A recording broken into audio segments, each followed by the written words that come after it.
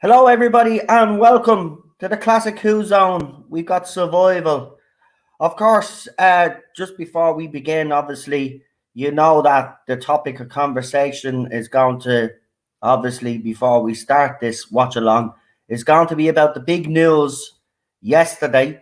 So bear with us, because it was only inevitable that when we do this, that some of the talk is going to obviously be about yesterday's news.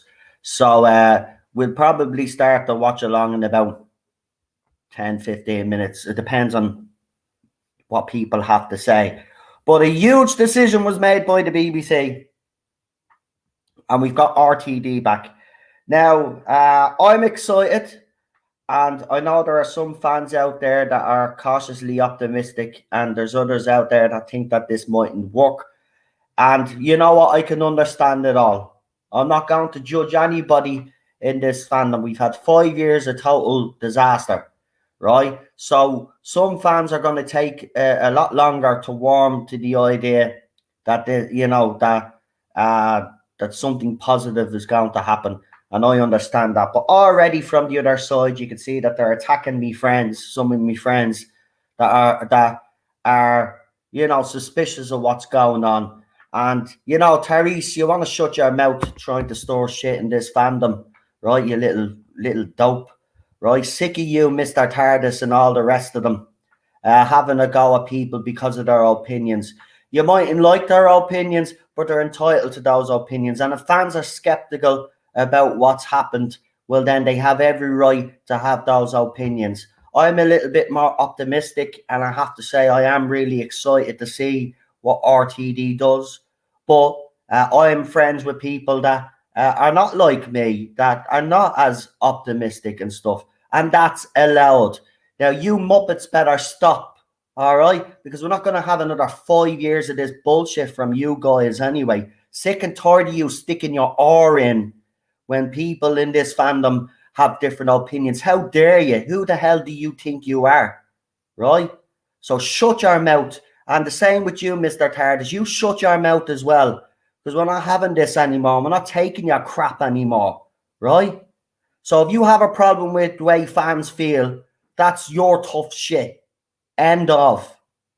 And I just wanted to say that because they're picking on people that I know. Right? And it's not fucking fair. It's not fair. They're entitled to have the opinions that they have. All right? Now, while I am excited, as I said, there are other fans that have mixed feelings about this.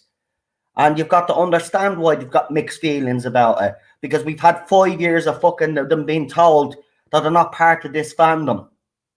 That they don't belong.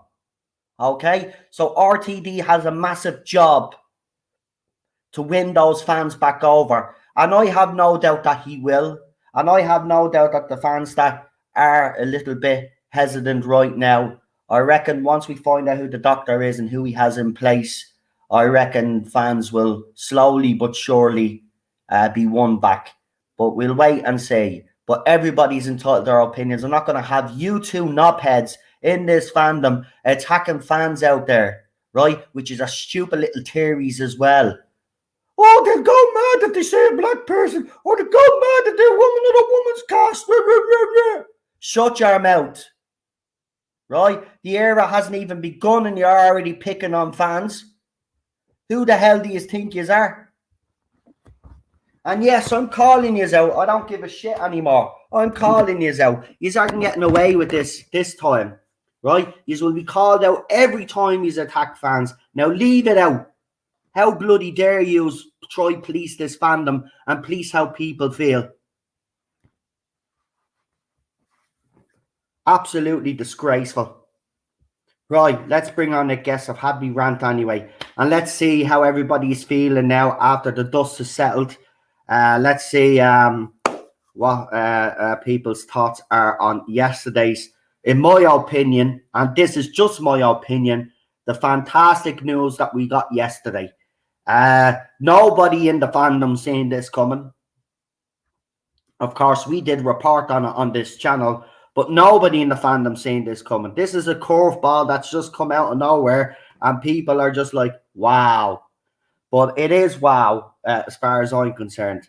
Now, as I said, there's others out there that will be, a little bit hesitant to go in full throttle because they've had their hearts broken. They've been told that they're not part of this fandom, and I understand it. Now, before I do bring on my guests, I just want to say I will be doing one-on-one streams next week. Jack has asked me if I can do a stream with him so he can give his opinions, because, when he's on a panel, he doesn't really speak up. So I'll be doing a stream with Jack next week. And also Marty, who was on yesterday but couldn't control himself because he grew up with the RTD era. You heard him yesterday. He was very, very emotional, and I think he had to step away because it got to him. So I'll be doing a one-on-one stream with him as well next week. So there's a couple of streams for you to look forward to, get opinions of those fans as well. So come and join us for that. If you haven't watched their reaction panel yesterday, go and check it out. It's a whopper. We got over 1,000 views already. Absolutely fantastic. Check it out. It's well worth checking out, I have to say. And I'm sorry for screaming at the very start of it, but I did let out a big woo because it was brilliant. But let's bring on our guests, because Alpha Omega is there. You have to change your name to Mr. Passive Aggressive there. You're not coming on unless you do.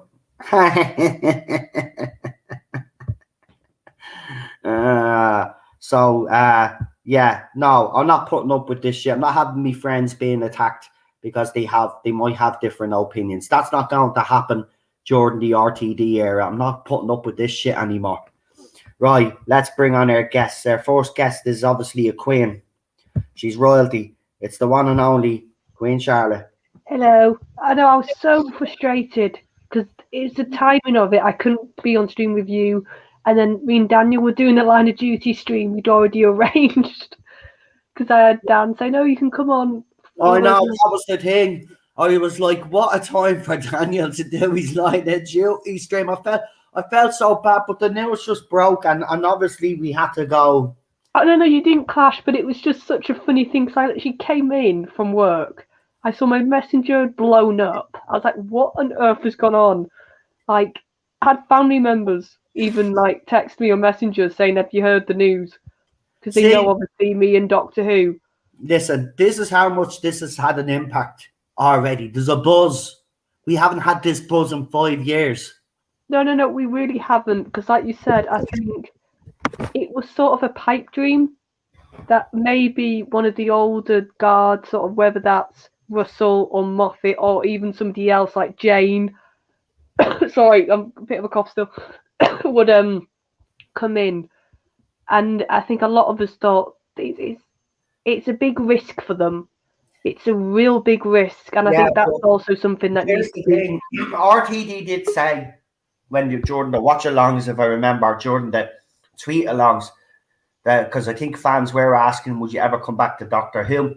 And he was quoted as saying, the only time he'd ever come back to Doctor Who is if the show was dead. Yeah, right? And I remember that quote. And for me, this just is a massive sign. I agree, because I watched your stream afterwards. I think this is a sign that the BBC have had to go running back. They've had to go to a safe pair of hands. They've had to go to somebody who, I think, in their heads, they know this show needs rebooting. They know they can't just do the next Doctor like nothing's happened, like we've had with all the other handovers. And if they wanted to reboot, and that's what I think they're thinking, Russell makes sense. They want him to do what he did in 2005. Yeah. That's why I've also got a feeling we'll have a similar sort of, obviously not the same, because I don't think Russell would want to repeat himself, and I think that would be a really bad move anyway. Yeah. But I think I wouldn't be surprised if Jodie doesn't have a regeneration scene, we don't see her officially with the lights and the gold and all that. And when it comes back with Russell after the 60th, we just see the Doctor with a TARDIS. No preamble, no explanation. I wish I could say you are right, but you're wrong. Oh, that's interesting. I already know what's going to happen, but I can't say that yet. Timing is everything, but you will be happy. You will be happy it's gonna happen. Let's just say, but she is going to regenerate. There is no doubt about that. She will regenerate, but the thing is you're all going to be surprised who she's going to regenerate into. And that's all I'm going to say. I've probably said too much. Let's bring on our next guest. Apparently, we have Chris Chibnall actually joining us. So we want to welcome Chris Chibnall. Welcome, Chris. You finally got kicked out of your job. How are you feeling right now at the moment that RTD is coming back to, rescue us? Chris, how does it feel that an adult has had to come in and like clean up your mess? Oh, I got to pickle up me bum. How are you, Ballstrick? Well, no, I've been called more bad names than usual today. I know you have. Yeah. As I'm sure nobody is surprised, I've been known as being a bit of a negative Nelly, and I'm still a negative Nelly. I poured a cold bucket of pee on people on a winter's day, which is what I do. Yeah. Well, listen, look, I mean, we mightn't agree on the RTD situation, but you're entitled to that opinion. You are going to be a bit. Look, you've had 5 years of being told that you're not a real fan. You've had 5 years of abuse. So I can understand where some people are, where they've done videos where they're not as enthusiastic right now. You know what I mean? It's just the way. That's fandom. That's what it's always been. I already discussed this last night. Yeah, we see this quite differently. But if you remember from my perspective, there are only 2 ways I would support the show going forward. One is the BBC has to, or no, there are only 2 ways that I would accept this going. One is the BBC is forced to sell it off completely, or the show is canceled. Yes, I can understand everybody's excitement over RTD, but this is still the BBC. Yeah, but it's a co-production now. Yeah, I was going to say that. It is a co-production, but it's still gonna because it is part BBC. It's gonna have to adhere. Well, can I just say something though? Because maybe you don't realize this, or maybe you haven't been, you don't know. But the only reason why RTD is coming back is because he's being told that he'll have total control. Right, that's why he's brought in Bad Wolf Productions. He is calling the shots here. See, here's the other problem though, Noel.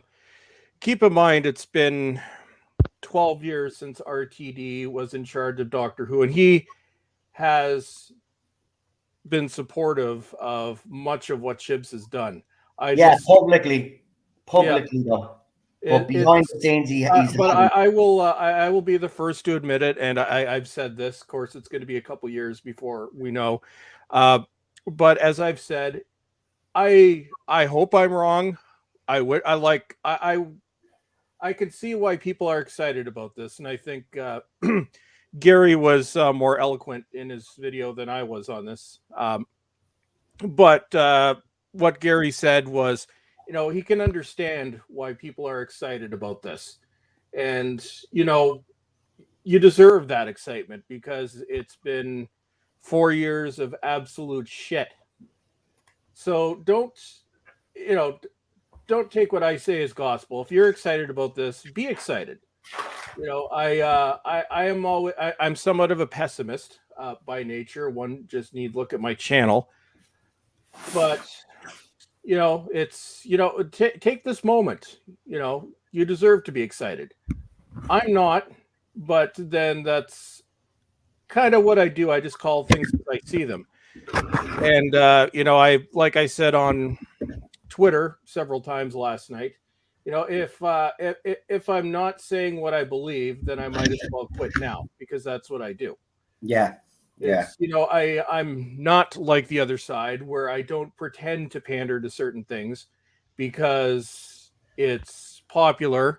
You know, 4 years ago, I took a very unpopular opinion when Whitaker was first cast, and it was a very unpopular opinion back then. I stuck by it, despite the hate I got, and was eventually proven right. I'm going to stick by the opinion that I have now, but like I said, I will give this era a full appraisal, a fair appraisal. And if I'm wrong, and honestly, I'd love to be proven wrong. If I'm proven wrong, I will admit I'm proven wrong. Well, that's it exactly. If you're watching, then as you said yourself, if you are wrong, I know you will come out and actually say it, because that's the type of streamer you are. Right now, Noel, I'm also being called bad names all over Twitter. I know. Apparently, this just shows how disingenuous my fan club is. So apparently, if the next doctor is black, I will dislike the doctor solely for the fact that they're black, because they're taking something I said out of context. I know who said that as well, and he's got some nerve going around saying that. But I knew he was just waiting on an opportunity him and Mr. TARDIS waiting on an opportunity to have a go at fans. They're bitter. They're salty anyway, because actually, just give me a sec, Noel. I'm going to finish. Well, I'll bring on the rest of the test while you're doing what you're doing, and then we can, because we got a couple of people waiting. So we've got Mr. Passive Aggressive Alpha Omega in the chat. How are you? All right. Fantastic. You're brilliant. Right, let's move on to Money Messing. How are you? I'm doing good. Good man. We've got the one and only Problem being. Okay, we don't have the one and only. So we'll just remove him because he's been an ass. So let's bring on our next guest. We got on comics with us. Heyo, Noel, how are you doing? I'm not too bad. And let's bring him on now, because it seems like he is ready. He's fashionably late. I'm only messing. It's Problem being. Hashtag Noel was right, just not about that. Yeah. Yeah, Mr. TARDIS, you're the last one to talk. You're the last one to talk. No, yeah, I'm sorry. It's like, has he met any black people? I wonder. He just fetishizes them like nobody's business, and I think that's kind of a bit weird for someone his age. I don't know. I mean, I think when you are caught laughing at a fake Indian accent, and you don't do anything to stop it, but you go along with it and actually fucking think it's hilarious. Yeah, when that happened, I called them out and removed that person. Do you remember? Mm-hmm. I actually went mad. That's exactly. And he didn't. He did the exact inverse. And there he is preaching about racism. I mean, come on, man. Like, let's be hypocritical bastards. Yeah. Yeah, but let's be fair. Like, before the Whittle announcement, certain parts of the fandom were screaming that it had to be a female showrunner. So already they've not got a choice they wanted. So that's why some of the acting is what's happening. But have you noticed they're not even talking about that now? They're not even saying, it should have been a female. They're like, they're going to hate this because it's going to be woker than ever. And it's like, well, no, they can't afford it to be. Well, anyway, it doesn't matter. Here's the thing, though, right? As I said on the stream yesterday, the thing about it is, if RTD does the politics and stuff, right, and if he was to cast a female doctor, I would have more confidence in him actually getting it right than Chris Chibnall. That's the difference. We know he's done it during his own era anyway. He's had politics in his own era, and he's done it well. And the stories have been fantastic. The character development has been fantastic. But look, we're all speculating right now, right? We just have to wait and see what decisions he makes. But I have to tell you, right, and I'm being honest here, I have not been this excited since Jodie Whittaker and Chris Chibnall were announced. This is the thing that annoys me more than anything, is that we are all ecstatic and everyone has a right to feel happy about all this. But it's these people who are hell bent, to use a phrase, to turn this into something against certain people in this fandom, and it's not right. Just allow people to be happy. Why do you have to use it as a stick to beat people over the head with? I just don't understand this mentality. Yeah, just be happy that people are happy. That's the thing. You think they would be happy now that some fans that have bashed this current era are now in support and are looking forward to the future. Even Ted is getting angry with them because, it's ridiculous. They're trying to score points, and I think they are a bit to be honest, because Council of Geeks put out a video a couple of months back, if you remember, and I called them out because I've no problem with calling them out. And he on their stream, they turned around and said that Sally Wainwright was going to be showrunner because they knew someone that told them that it was going to be Sally Wainwright. And I said, no, it's not going to be Sally Wainwright.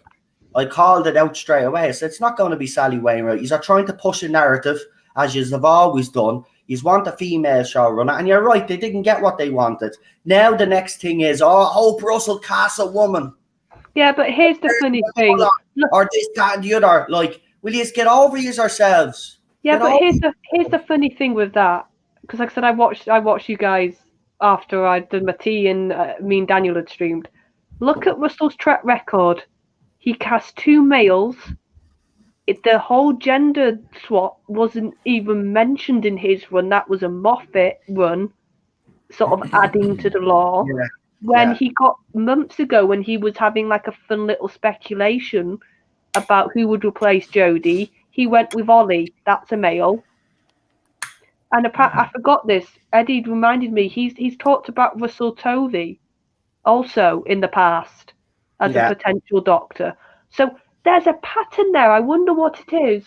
I don't think he will. To be honest here, and I do know a bit of stuff that I can't talk about, obviously, but I will say one thing. I'm highly doubtful that he will cast another woman in the role. Now, he could change his mind from now until he actually officially starts taking over, when he officially takes over. But I have to be, as I said yesterday, I am ecstatic. Marty set me off yesterday. I was already Marty was. Marty grew up with the RTD era, and so did I. Yeah, and you could see how much it meant to him. Right, he could hardly get his words out. This is momentous. This is. And I mean, look, as I said, I know there are fans out there that are going to be skeptical. I know fans out there, they've been hurt, they've been attacked for 5 years. It's going to take them a little bit longer. And they will wait and see what RTD, the decisions that he makes before they make up their mind. But as Baldstreck said, he's willing to give the era a chance to see what he does, and he will review it. Joel, I shared my screen, just something that I wanted to clarify. Right. So as you see the narrative that's going around out of my statement yesterday, so this is here you get a little behind the scenes look, but here's the script for yesterday's video. Right. So I noticed the word straight British male. Yeah, but look at the part that came. Doesn't say white. You're forgetting, and no, not because we have something against other groups. It's because this is what the Doctor was for 12 regenerations. Then there's no point holding out hope any further. So that's what I said. I said the Doctor should be a straight, white British male. Oh, yeah, I didn't put white there. I said white in the video, just missed the word in the script. So that's what I said. He should be a straight white male because that's what he has always been. And I don't think there's anything wrong with that at all. That's the character. That's what the character is always. That's consistent. Yeah. And I just don't think it should be such a huge sticking point for some people. I think, James Bond, for example, has always been a white male. I don't think it is. I think they're cowards. They're so desperate to fit in with that side. They'll say I'm like, here's the argument I've always used against these people. So my favorite hater, whose name we won't mention, but he just loves me. We'll just call him Mr. Beardy Woke Pants Piss Baby Reviews, and you can go from there. But these people, I'm like, okay, so you're all about diversity. Well, then here's a question for you, Mr. Piss Baby. Will you give up your job right now so it can go to a person of color? Because that's what you're asking other people to do. No? Well, then shut the fuck up. You've lost the argument. Now, you've got a point there. You've got a valid point there. A lot of these people do shout all this nonsense, but I guarantee if they were asked to give up their jobs, they wouldn't. Well, no. You're Irish. Yeah. You don't want the doctor to be Irish. No. Charlotte, you're a woman. You don't want the doctor to be a woman. I'm gay. I don't want the doctor to be gay. That's what Canadians. Yeah, well, there you go. Do you want the doctor to be Canadian, Chris? Well, the creator of Doctor Who is Canadian. But I'm okay no, with I don't the want doctor no. being They could cast a Canadian, and I would be pissed because the doctor isn't a Canadian. The doctor is British. Yeah, right. Exactly. It could be. The doctor can only be Welsh, Scottish, or English. Nothing else is acceptable. Yeah, exactly. I agree with you. It's a British role. We're leaving out Northern Ireland. Sorry, dude. It's a British role. It's a British role, and that's the end of it. Yeah. And it should always remain a British role. It's a British institution anyway. Well, it was before Chris Chibnall took over. But yeah, it is a British role. Look, we'll see what RTD does in the next few months or so, but he's ecstatic. I know that he's delighted to be back. But he did say that he'd only come back if the show was dead. And that's really telling. But I want to show you something that he posted up on Instagram. This is going to put a smile on some of our faces. I don't smile. So I threw this up on Twitter. So you will like this.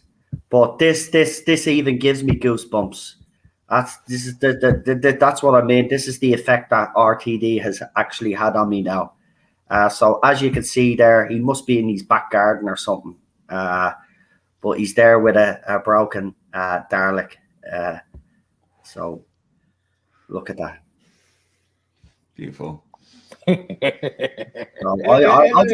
will say his 4 series were by far the best series since New Who came back. Moffat wrote great standalone stories. His arcs sucked, but RTD's I will say this: RTD's 4 seasons or series, depending on how you want to refer to them, they were the pinnacle of New Who. I wouldn't call it the pinnacle of Who. That's Philip Hinchcliffe, but definitely the pinnacle of New Who. So I will give it that. But again, just to further pee on the parade, just a couple other examples. Remember when Ridley Scott came back to the Alien franchise and we're all excited? Yeah. And then we saw what we got. Remember in 1997 when it was announced that George Lucas would be returning to write and direct Star Wars Episode 1? How excited we were, and we thought it was going to be like Star Wars: A New Hope. And we got the Phantom Menace. Yeah, but the difference here is that, sorry, Charlotte, but I think the difference here is that all the work that RTD has done since he left Doctor Who has been stellar stuff. It has. Yeah, and just to add, I think the comparison, you can see, yes, it's obviously a big name coming back, but with Ridley and George, it was very much a solo sort of them coming back. It's their property. It was their property, their babies. Well, George Lucas hadn't really done anything in the meantime, but Ridley Scott had. Yeah, but here's my main thing: is if it's good, but it still has the agenda behind it. I'm sorry, I'm just not buying it. If it's good and there is no agenda, I will make a video. I will eat crow, and the thumbnail and the title will be "I was wrong." Well, I think RTD does come from a very liberal background, like most of Doctor Who creators throughout history have. Yeah. But I think he has a certain intellectual capacity and a specific kind of moral code Yeah. that I think sort of transcends the current mentality, the certain postmodern, post-Marxist viewpoint, that lens. I think he transcends that. I think he can write social commentary in a way that isn't predominantly woke. I think he's clever enough to write characters and situations that can address certain social issues without it being preachy or condescending or lecturing. Like what the Orwell has done very successfully. Oh yeah, exactly. Yeah. So, well, like I said, time will tell, and we'll find out at some point in the next 2 years. Well, actually, 2023 is only a little over a year away now, which is actually kind of terrifying. But and I hope they don't say, okay, it's going to be in the fall of 2023, so then it's 2 years. It has to be in the spring of 2023. I imagine it will be spring. Well, the licensees are happy. The licensees are over the moon because they know now they're going to make money. And they will make money. RTD already has come back, and the positivity Doctor Who magazine, there are people saying now that magazine is saved now, the licensees are saved. The licensees will listen to the licensees. Well, I think there's enough pressure. There's enough pressure because of the complete doom that this era has brought. I genuinely believe this man will save everything. Right? It has to be commercially viable. It will be, and I reckon it will be because it's BBC Studios. It's not. This is what I was thinking about this. If this was an announcement, it was still in house, I would not be as hopeful as I am. Piers Wenger's lost control of this. Yes, the fact that it's BBC Studios, which is the commercial arm of the BBC, and Bad Wolf, which is an independent, basically film production company, that they have to make money. You've got two parties there that have to make you have to make enough quality so then they can make a success and money. Exactly. And who's to say it's going to be shown on the BBC? Because if it's a BBC commercial arm and it's an independent company, it could be on Netflix, could be on Amazon, could be on Max, it could be on a streaming service. We don't know. All of this will come to fore in the next few months or so. I'll still stick my neck out there and say I don't think there'll be any the doctor announcement or replacement for Whittaker until next year. Anyway, that's what I reckon. That's always been the norm. Yeah. Each time there's been a producer change, it's a year before the next doctor is announced. Moffat was announced back in 2008 as the showrunner. Matt Smith was announced that summer. Chris Chibnall, because I got my picture. I was announced to do nasty things to Doctor Who in 2016, and then I did very bad things by announcing the bad things I was going to do in 2017. Yeah, plus they want to time it into the hype cycle of those specials. Oh, there'll be no hype for those specials. Did you notice they came out with some Jodie Whittaker news like the very next? On the same day, I think, and it was just like no one even noticed. You know? RTD. The one thing that he has to do is he has to completely distance himself and not even mention the upcoming lazy ass 6-episode series and the 3 diarrhea spraying fests that we're going to get after that. He has to stay the hell out of it. He can't mention it. Yeah. Right. Well, look, we'll talk a little bit more about this at the end of the stream because we're 34 minutes in. So let's get ready for this classic episode story, which is survival. So if everybody in the chat can please press 1 if you've got it ready to go. A bit of hail and pace, some cats, some microwave. Yeah, this was a weird lesbian one. cheetah people. Well, this was Charlotte, was this the first time you'd watched this? Yes, and I was very confused and sort of what on earth am I watching? This is Paul's choice, so don't blame me, folks, because some people in the chat are like, oh, why did you pick this one? I didn't pick it. This is where we agree. This is one of my favorite seasons of Doctor Who in its entirety, and I watched it 31 years ago, and it's still awesome now. Fantastic. Right, I'm ready. Is everybody? Is this a 3-episode? Yeah. Is it? No, Instead of 4? Oh yeah. Wow, I don't remember any 3-episode. Yeah, Sylvester McCoy. By the time he became the Doctor, they had cut the show down to the bare minimum, which was 14 episodes per year.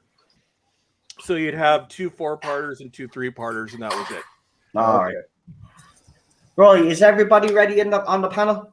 Yeah, and the chat, I saw quite a few ones, so I'll do my countdown.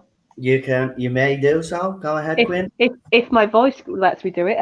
5, 4, 3, 2, 1, go. Go.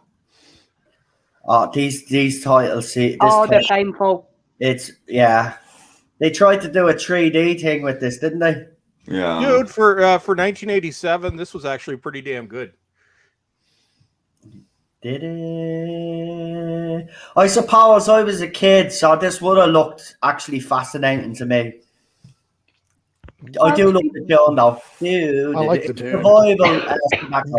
Survival. See, yes, I was meant to tell you. Charlotte. No, I meant to. Her face there in the wink. Hello, I'm Sylvester McCoy. I'm Scottish. I'm the Doctor. Look at that beautiful grading on that text there. Lovely. Yeah, I was going to say, though, I don't find the graphics the worst bit. It's that theme tune. It literally sounds like a cat's being stood on repeat. I don't know. There's the cat. Peter Capaldi. Speaking of cats, I love this cat puppet that they use. And if Murray Gold comes back, he has to apologize for his final interpretation of the theme. That cat is genuinely creepy. Yeah, he's a puppet. So Sabrina cat. Yeah. I'm just going to say this. I reckon with RTD back, we're going to get a bit of a class reunion. And an apology for the Capaldi theme. But then I think I saw somebody on a stream say, actually, Murray Gold, like, it would be brilliant, but would it not be good if maybe Russell's found a diamond in the rough, like a new name, who could maybe sort of take up the mantle of Murray? Yeah, think about it. Murray Gold hasn't. I don't know if he's done any music for any other show, to be honest, because I didn't really follow what he did after Doctor Who, but he hasn't been on Doctor Who now for a long time. He as far as I know, he's still been working, just for other shows. I think he did do some stuff for Russell, to be fair. Didn't he do Years and Years? I'm sure there's a few projects he sort of followed. Right. And there you go. I'd give him another shot at it because I like Murray Gold's music. Okay. He was burned out near the end. That was the problem, but he's had a break now. That's it. He did get a bit stale. Nobody will deny that. He did. Of course he did, but I'm willing to give him the past few years, we've had literal mashing on a keyboard. Oh, so there's a bush moving, folks. See? Richard, cats, get out of my cat. That's the old one we have in our building. Oh, the cats. Is that the lady that's the designer? Could be. They didn't have much of a budget back then. Yeah, at this point, watching this the first time, I was just like, I knew this episode was a bit weird, just by reputation. But every episode that season was weird. Think about it. We could get an Ace spin-off now, like he did with the Sarah Jane Adventures. There's so many avenues now that they could go down. 60-year-old Sophie doing a spin-off. Well, she looked good in that box set trailer that she did. So I'd have no problem with Ace coming back. I didn't like the way she they just left it, and you know what I mean? I'd like to see Ace kind of get. I'd like to see decanonize what Big Finish eventually did to her. She leaves the Doctor, settles on some planet, and becomes a bitter university professor. And there's one story, which was I think last year, that takes place in that 20-year span, where after she's been away from the Doctor for 20 years, and it's like 4 episodes of listening to her tell the Doctor he's. That's why I hate cats. This is why I hate cats.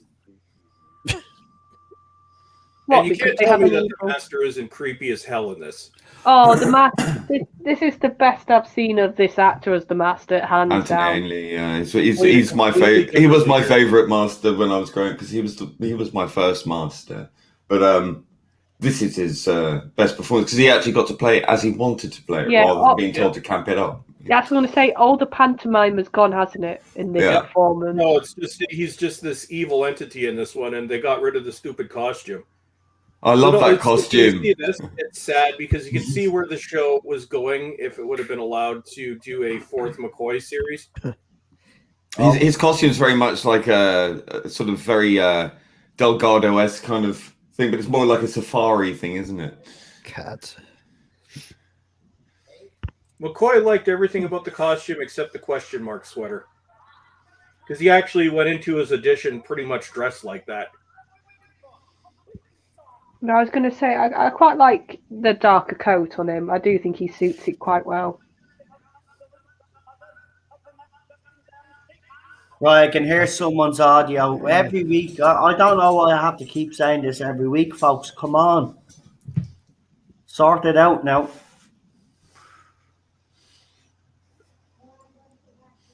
I can still hear it. Well, I'm muted on both of mine. I don't know. It's not my headphones. I even have it slower. I can still hear it. Come on, lads, now. Whoever it is. Because I can still hear it. It's going to be here. We'll mute and we'll find out who it is. Here, I'll mute. I've been muted. Right, it's not Ballstrick. Lee, you're using a Yeti mic as well. Charlotte, might be. Mute yourself there for a second. Oh, but we can't hear it now. Unmute yourself for a second. I can hear Charlotte, I think it is coming from you, love. Well, my laptop's on mute, like the video on my actual laptop. Unless someone's trying to make it sound like it's you, then hold on. Now I can't hear it. Right, if you're watching on TV and you have no earphones in, that's not going to work, guys. You will have to keep the telly right. Is everybody using earphones? I'm using earphones and I have it connected to my PS controller, so it's definitely not coming by me. And my earphones are small earphones, and I'm way away from the computer, so it's not me. I have earphones. I've had like the way I do my setup. I'm literally on my tablet using StreamYard. I've got my laptop next to me. I've got headphones on, but my laptop's both the speakers are on mute.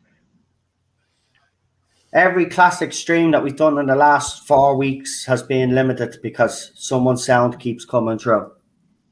Well, I can't hear anything now. Certain YouTubers can have up to 5 hours BBC footage and no problem.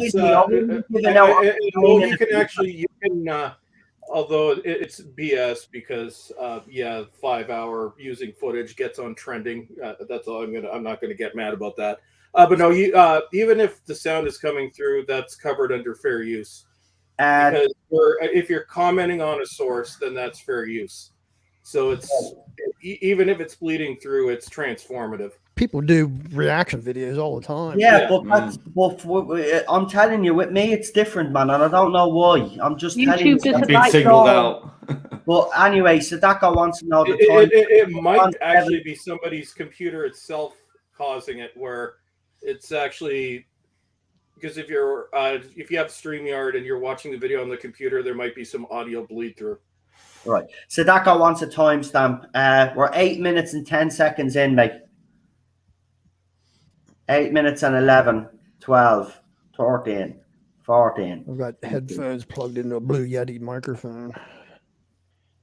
No, I don't hear it now. It was loud before. Yeah, so. It was there. People are saying they didn't hear it in the chat. Look, my hearing is impeccable. Right, I heard it. And he was go back to the start. Yeah, because I'm not hearing it either. Yeah, you can't hear it now because obviously someone has. Here we go, Hale and Pace, big comedians of the 1990s. Yeah, I had no idea who they were. I still have no idea who they were, but yeah, apparently they were famous. Look at the cigarette in the background.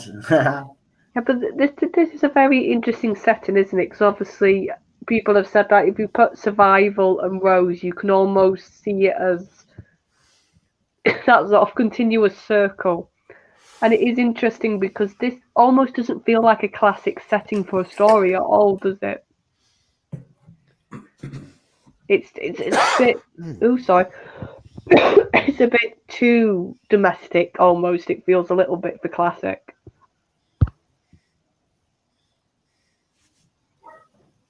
Look at the face on Sylvester McCoy there. Look.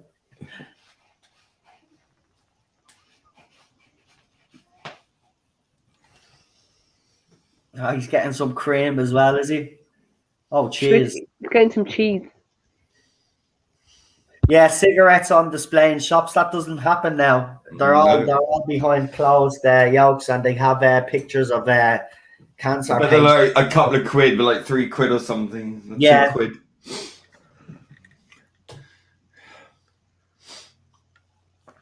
Somebody said, yeah, cigarettes on shelves. Yeah. Anybody remember when you could smoke inside everywhere? Yeah. Even in the cinema. In hospitals. On buses, in hospitals, shopping centres or shopping malls, as some people call them, gyms, you name it. You could smoke everywhere. Smoking in a gym, doesn't that defeat the purpose? Ireland was the first country to bring in a smoking ban, and then the rest of Europe followed suit.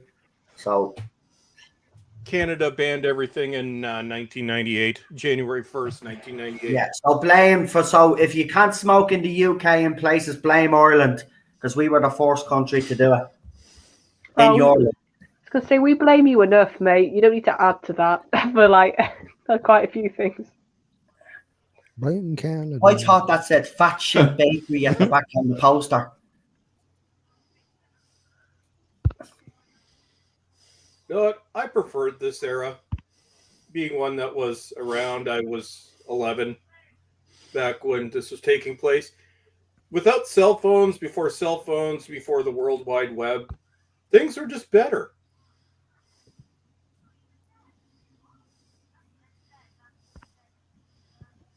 If you were dead or gone to Birmingham. So 80s, this. I can still hear it. Is Birmingham that bad? Today it was. I don't I'll know. stand. No. As the token northerner, it can be. It's our second city. Like, my mum has family in Birmingham, actually, aunties and uncles. You know, they even had their honeymoon in Birmingham in 1979. So I was born in June. They got married in July, and they had their honeymoon. Because back in those days, like if you didn't get married, I would have been known as a bastard. Because that's the way it was back then. If your parents weren't married, you were a bastard. That was people still be bastard. So you had to get married to legitimize your kid. Basically, make sure that they didn't go without. Oh, doctor, she wants you to put money in the thing. I love this moment with Phil. What was I going to say? I can't remember. No, I was going to say it's like sorry, it's like when the moment before that, oh, you've forgotten something, and he goes, no, I haven't, and it's the whole. Sorry, I'm trying to get my words out. I'm struggling. That whole thing we've said before about the Doctor being an alien, and there's certain ways you can show it very well in this show. And these couple of scenes here are really good examples of it. That he'll walk into a shop, he'll get a load of stuff from a shelf, and he won't think, I need money. And even when he's challenged about it, he's like, oh no, I haven't forgotten that. And he just sort of walks off, and it's such a brilliant little Doctor moment. The cat food literally said feline food. In a cat food literally said feline. Wow, imaginative. That cat, this is why I hate cats. I can't stand them. You should do very well. I am going to take you over. His horse is like 10 feet off the ground. Run, mate. Run. Go on. Oh, Jesus Christ. How are you falling? How can you not keep your balance? Ah, you're fucked. Well, it's like in every horror movie when somebody trips for no apparent reason halfway through the run. I was going to ask if people in the UK had trouble running. It was the gravity, mate. It was the gravity. Yeah, it's heavy. Oh, yes, the 90s gravity. Everything was heavy. Oh, yeah. No, that was the 80s. That was 89. It would have been filmed in 88. Doc Brown. Doc Brown. Yeah. Rick and Morty. It's heavy. Bitchin'. I'm Marky McFly's era. I mean, even look at this moment. Like, this is a very Doctor thing. Like, this, I really did like Sylvester in this story. Just he doesn't think like I'm going to look weird. I'm going to look odd. Just putting random bits of cat food. Oh, Jesus Christ! Look at the state of that cat food back in the day. Now they actually give a shit about your animals, and it's all like, Oh, it's all posh nowadays. I have a cat. I know it's all posh nowadays. Yeah. Oh, they're not selling the food to the cat. They're selling it to the human. You're not the one I'm after. What are you doing? I'm feeding the cat. Go away. Mind your own business. Like, just let me do my thing, love. Just stop bothering me. I laugh if she came out with a blade or broom and start slapping the head off the doctor. Oh, there's the cat. Do not go over to it. Of course you're going to go over to the cat. Yeah, but it's not scary now. It hasn't got like massive teeth and fangs. Gloating on it. Yeah, it's a cute cat right now. Oh. Yeah, then it changes. Yeah, it's a cute cat, all right. Get away. Meow. Meow. Lee, are you typing very heavily again? Nope. It's always you. No, it's rolling a ciggy.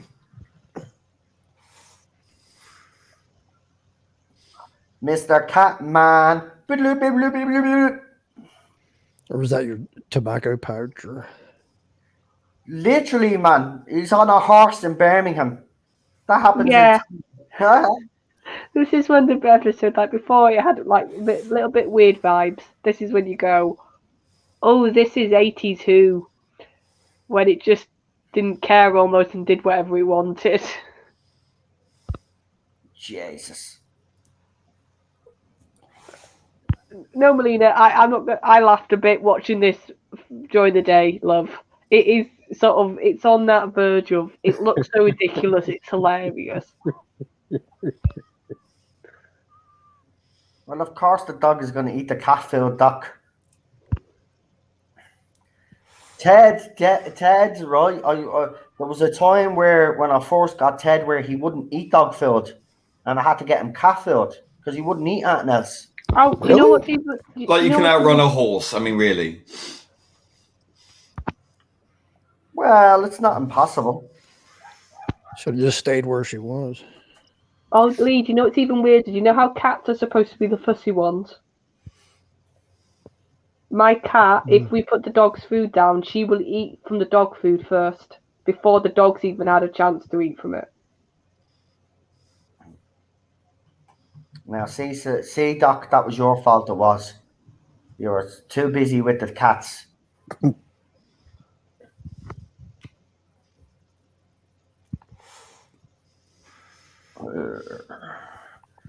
He can be sneaker when he wants to be.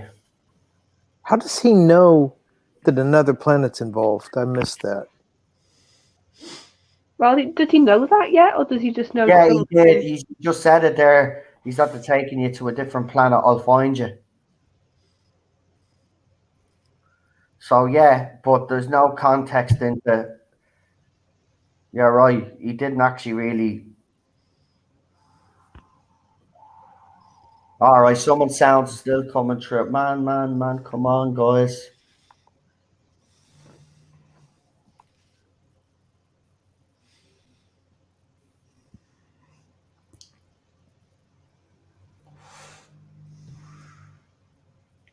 But it's a good sort of.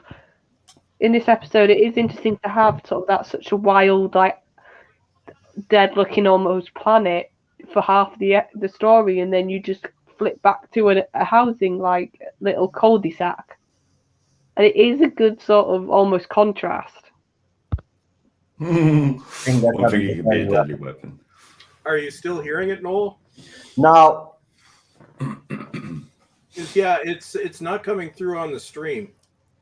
Oh, it is, because I can hear it. That's what I mean. I wouldn't be complaining if I wasn't hearing it, Baltrek.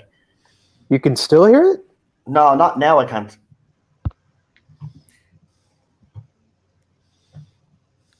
No, now we've got complete silence. But I could hear it here just a second ago. I think it's certain sound effects that have been picked up. I had it muted since the last time you complained about it. So. And 3 of us are using Yeti mics, and they're very directional, so they may just be picking up random sounds from the headphones. I don't think there's any way around it.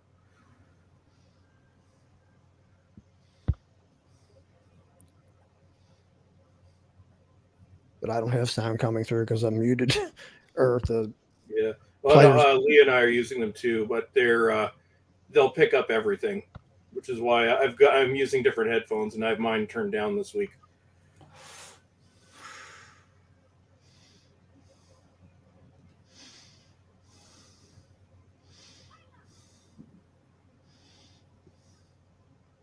I wonder how like annoying it must have been to be in those cheetah costumes. They look like you'd be absolutely boiling, don't they?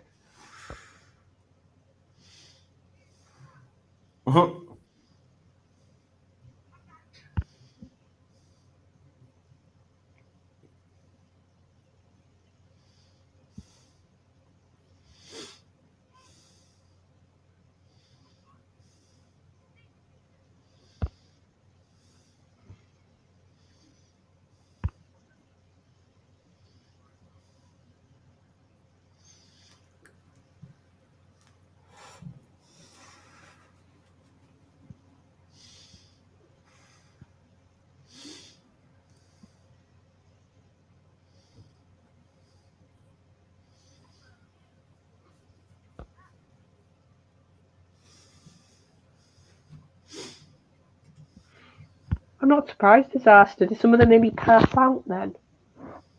They had to stop filming. Were they like getting that hot? He's like a cat himself, really.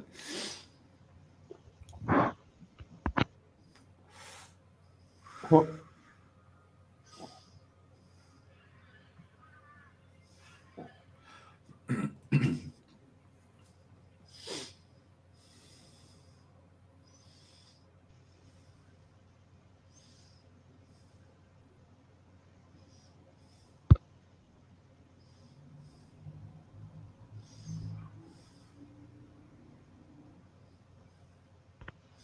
Behind you.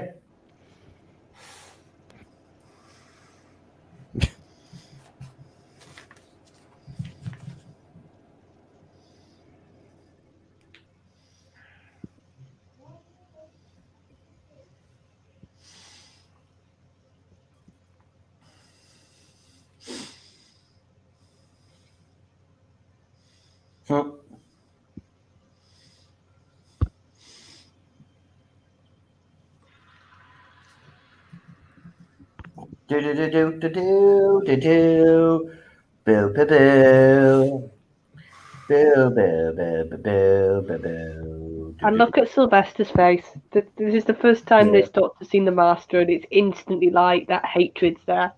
Yeah. Well.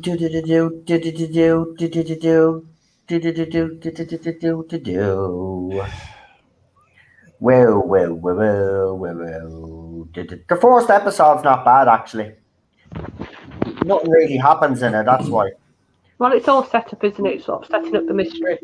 Boo, boo, boo, boo, boo, boo. I do like this version of the theme. Sorry, but I'm way too high pitched for me. Yeah, it's a bit of an ear scratch. I thought the same of Capaldi's, to be fair, so I think I'm just not very good with high pitched tunes. Yeah. Mound bags. It's like a mosquito in your brain. I said it to me. It sounds like a cat. That when you when you stand on the tail. Mound bags. It's great, mound bags. It's great. It's great. It's better than Peter Capaldi's. That's all I'm gonna say. And it is. It's better than Peter. Well, no, we could be watching your favourite Doctor. We could be watching another Colin Baker story. Oh, feck off. Yeah. This ain't doing that to me ever again.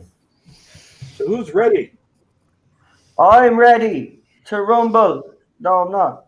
Something's going on. Yes, I am. I'm ready to not rumble. Press 1 in the chat, people. Yes, chat people. Press 1 for some weird reason. Hold on. Have I got this? There. Yeah. Okay. I'm officially ready. Press 1 in the chat. Come on, everybody. Come on, everybody. You know the routine. Don't wait for me to tell you to press 1. There we go. Got some ones there. Oh, we got quite a few. I'll do my countdown. Sadaka says, I think we should watch The Ultimate Foe just to get the trial done with. I think that's right. No, I'm not doing any more. Carrot juice. Yeah, we've got to finish it. I'm not doing any more Colin Baker. I'm serious. I'm not doing Colin Baker ever again. I think we'll have another mental breakdown. No, I'm not doing Colin Baker. 5, 4, 3, 2, 1, go. Go. Away. Not doing him ever again. Get away. This Doctor is rubbish. That's one thing him and Jodie have in common. Both detested boy fans. Melina's giving you a ticking off there. I know. But to be fair, Melina, love, I wasn't talking about Capaldi's Doctor, was I, though? I was saying I didn't like his theme. Yeah, I don't like his theme either. His theme is shit.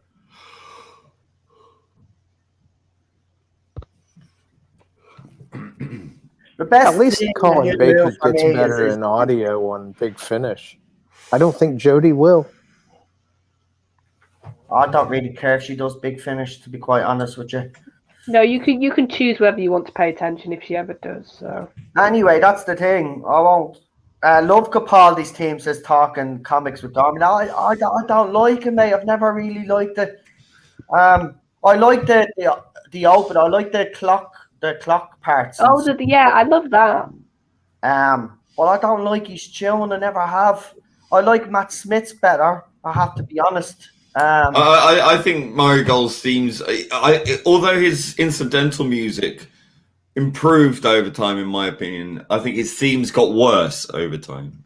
Oh, that's interesting, considering it's gone. Because I like the 50th anniversary one, then. And I like David Tennant's Serious 4 theme. Yeah, just to add to what we were saying, because Gorm's in the chat, so it's nice to see you. Hi, Terminator. He's just put, where is it? Jodie won't do Big Finish. She wants nothing to do with Who, and that's what my feeling has been for a while. Good. Anyway, fans didn't connect to her, and I don't think she ever connected with the show either. She's going to run away from this show as soon as she can. I'm being honest. I'm going to say this out straight. I think this Doctor Who has actually hurt her career very bad. Oh God, yeah, it has, because she was the face for it. It can't do nothing but. Oh, Ainsley looks really well there.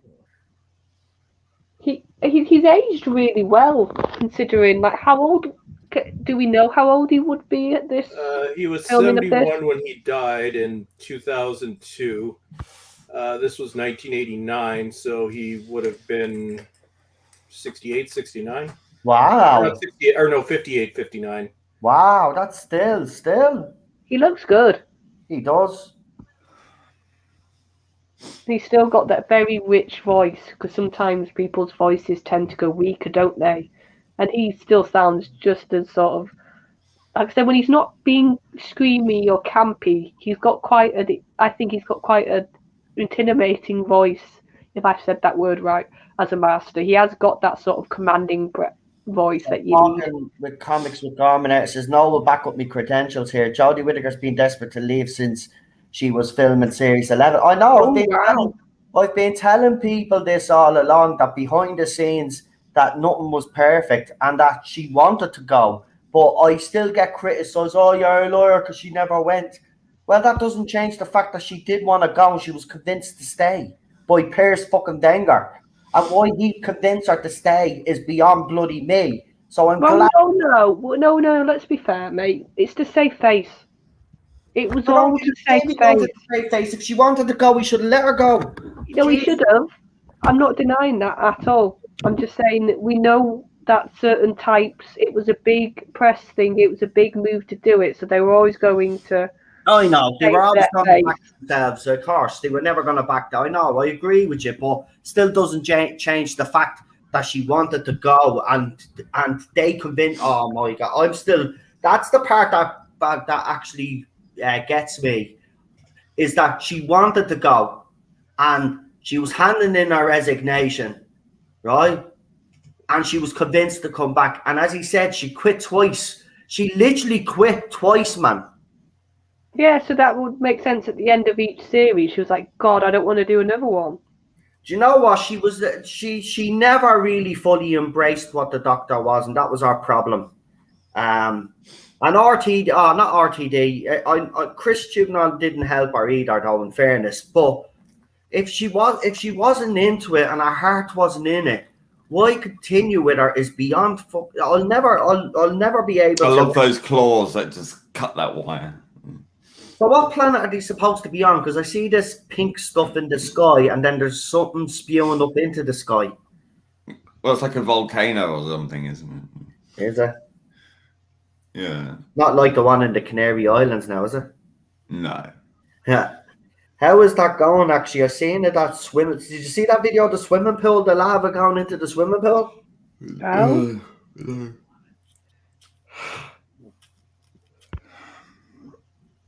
Seriously, man. Oh, Dave Talbot says RTD should pay me to use his theme, to use my theme tune. Thank you. Well, you never know. Sometimes they would nick things from fans. So I had a really good comment the other day saying that they've gone through all the. We won't do that. They've gone through all the fan-made Doctor Who titles, and they like mine best. So I thought that was a really nice. Well, the Peter Capaldi one's a fan-made one. They got, as far as I know, some fella put up. What's his name? Well, no, it was based off a fan made. Well, you know, if they use a diamond logo next time, you'll know why. It'll be interesting. New logo, guys. I hope none of this stupid logo anymore. I think that logo will be gone. Oh yeah. Well, they've already started because it was on Danstream. They're releasing this new range of clothes, and it's got all the logos on it. Yeah, so they even started to use the old logos again on like proper official merchandise. So I think that's a pretty big sign that we probably will get a new logo. Look at the Doctor. Oh, here he is, fashionably late, but it's the one and only PD Rich. Yeah, busy on rabbis this evening. Very busy on rabbis. About 8 people in the audience. Yeah, it looked busy. 8 people? 80. 80. Wow. Oh, God love him. He woke up. So did you not send them all over to me? No, you didn't say I'll go over to Oh, you got plugged a few times. Yeah, come on over here and watch a bit of Classic Hill. No, okay, fair enough. It's already started, mate. We can go halfway through an episode like I'm on a doing. timestamp. We're on the second episode. Do you want a timestamp? Yeah, just let me push play when it decides to go through the. Isn't it typical they break the RTD news on Sabbath, so you had to wait till today? Yeah, God, he woke up to it all today, didn't he? Yeah, we're taking the mick out of him in a chat over that. So that guy says, "Where did the horse go?" Well, you know, you were ran off. Probably ran off. They probably have like a pen or something, I'd assume, in like the little village to like look after the horses. They're gonna put up Carminator's comments there. So they have been working actively to repair the damage to this era since January this year. Extensive and deep repair job is underway. Yes, and there's going to be, and all I'll say is, and I'm not giving that away because I can't, obviously, you know, there is stuff that I do be told behind the scenes that I can't really say anything about, but I will have to back them up there.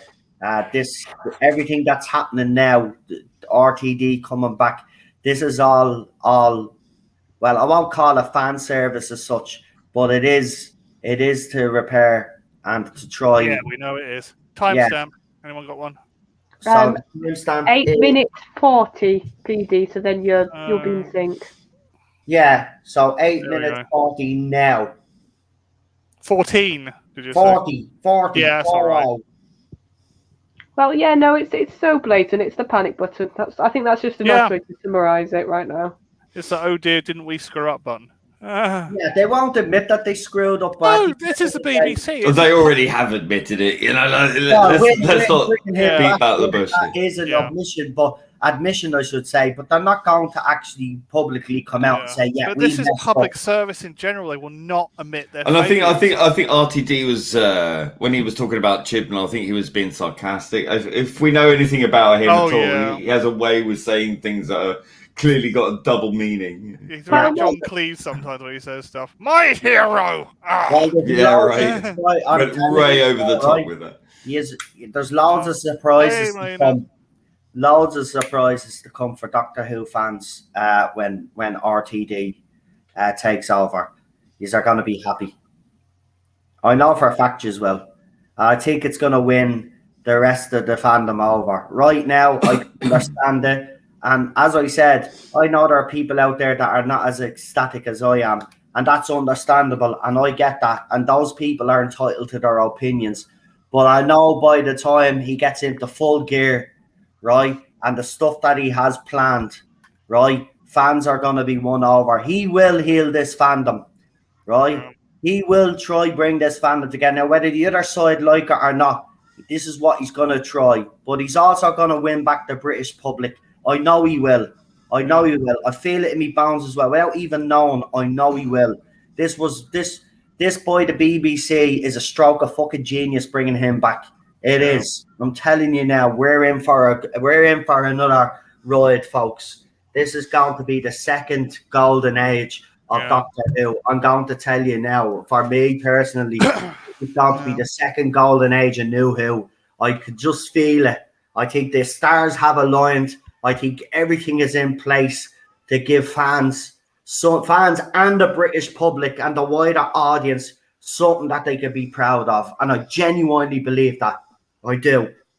And the rest will follow. The rest of the fans. That's why I'm not moaning at anybody or taking a dig or acting like that. They're entitled to their opinions. They've been vilified for 5 years. It's going to take fans a while to come around to this idea. But I'm going to shut up now anyway.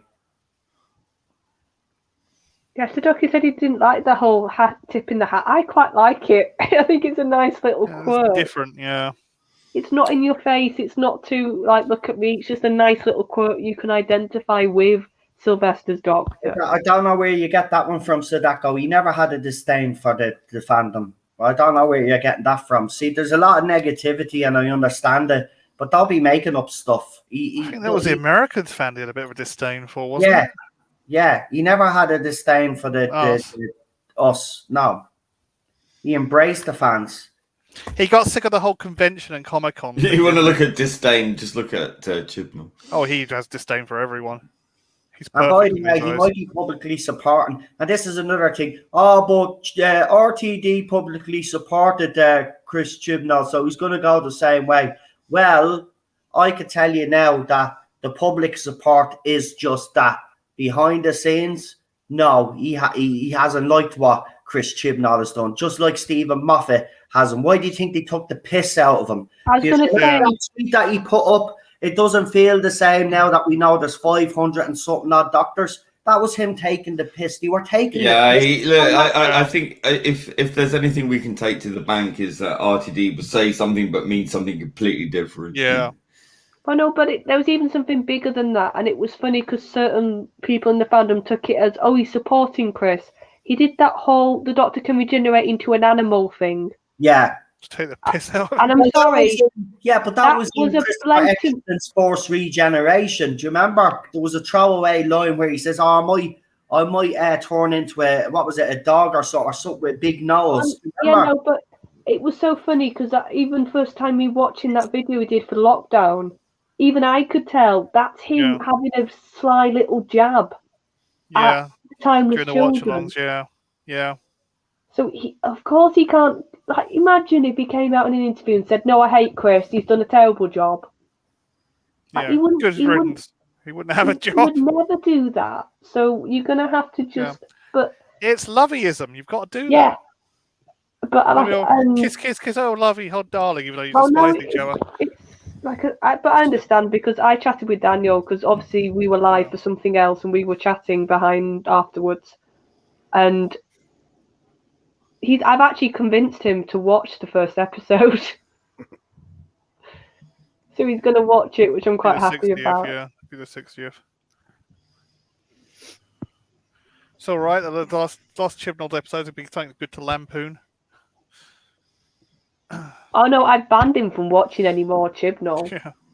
I've literally banned him. I said, "No, you're not." Yeah, I've just got to lampoon it, mate. It's like, let us who are going to watch it. We'll tell you how funny or bad it is. Oh, and here we see. I don't mind the eyes. I think the eyes actually don't look bad on these cheetah people. Yeah. It sort of makes the look a bit more realistic.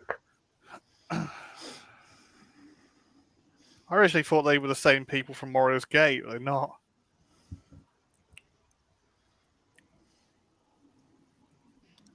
No, they're more like lions. Yeah, the Farrells.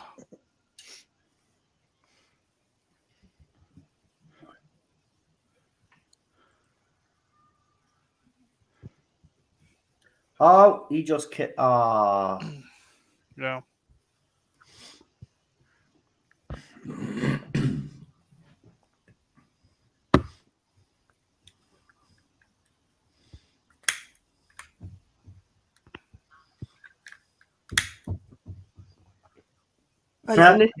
And this is when the doctor's like, "What's your game? What's your trick here?" Yeah, what's your angle? What's your angle? Yeah. What are you up to? I know you're up to something, but you know that scene in the quarry where they were running around? There's a great outtake from that with the doctor. If you look it up on YouTube, it's quite funny. Exactly. RTD and Stephen Moffat are not going to come out directly. And remember, they're friends with Chris Chibnall. Even though they might like what he's done, they are still friends, and they are loyal friends. So even look at RTD's public statement yesterday. You know, he's very complimentary to Chris Chibnall and Jodie Whittaker publicly, right? But behind the scenes, he hasn't been happy about this era, and it's been evident when those tweet-alongs happened, because there was a few times where he said stuff, right? That the other side took as a joke and stuff, but they were direct digs, and I know that. Well, yeah, but I think Moffat was the more obvious one when he did he the whole Strax video, and like he did the whole line of everything's going to change unless it doesn't. And Did you see the Moffat tweet when because the Moffat account came back briefly when RTD was announced? He goes, Russell must go. Yeah. Well, yes, Gorm. A few of us sort of said that at the time, that it was interesting that Russell and Moffat was suddenly back on the scene after so many years. And a few of us said this. We said, I wonder why. It felt more than just they've come back because everybody's coming back. It felt like... Yeah. Exactly. Even Rick Berman did it with Star Trek, though. Go on. Oh. Sorry, I was just going to say Matt Smith and Billy Piper as well. Also, when they found out about, they said, "Why is Doctor Who on New Year's Day? I don't get it." They came out straight and said something.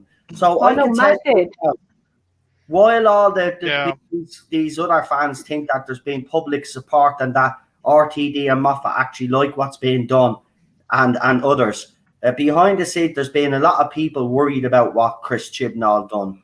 And listen, for RTD to come back, this is momentous. People don't really, it is, because he said he'd never come back, right, unless the show was dead, right? And the show is dead right now as it stands, right? And Series 13 is going to be another shit show anyway. It doesn't matter if Chris Chibnall improves on it. It's still going to be a shit show because he's writing his crap. Poor Doctor is just not likable, you know, so... Yeah, and let's be fair, nobody gave a toss before this announcement. I think the only time it would ever get any sort of attention was probably going to be her last episode. Yeah. Or maybe the little trio specials. But Series 13, nobody's going to care. Yeah. No, but I'm still going to watch and finish this era, as I said. Oh, same here. I'm watching it just so I can at least talk about it. But going back to what I was saying, though. I want to see, because I want to see this end. You know, that's for me, I need closure. So for me, watching it till the end will be that closure that I need. And then I can move on then to the new era with a bit of optimism and a bit of hope that he'll do it. RTD will do it justice. Yeah. But going back to what I was saying, I mean, Rick Berman got a Bowie t-shirt on. Trek. Yeah. Rick Berman did it to Star Trek. He turned around and said after Picard, he turned around and said, "How are you all enjoying Picard?" And it was an absolute sham. And now George Lucas's ex-wife's come out and said the same about Kennedy. So it's all starting to happen now. Hey, guy, Noel. Yeah, I just seen your message. I just seen your message. Yeah, you walk away, man. And if we do get that invite, let us know. I believe you will. It just came up now. I think he's like just randomly started. Right.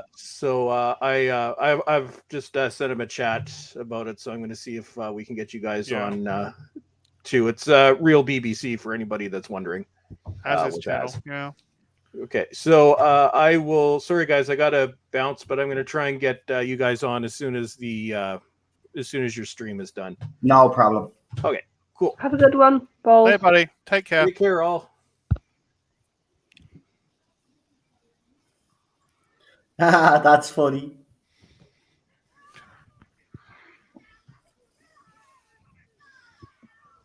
Right, I can hear it again.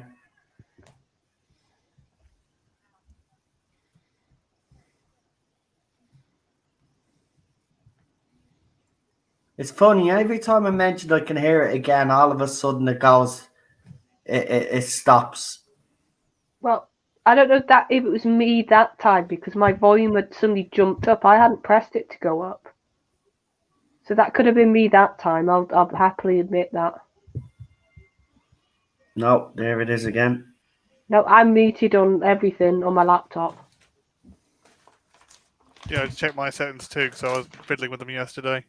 But no, it's all muted, or should be.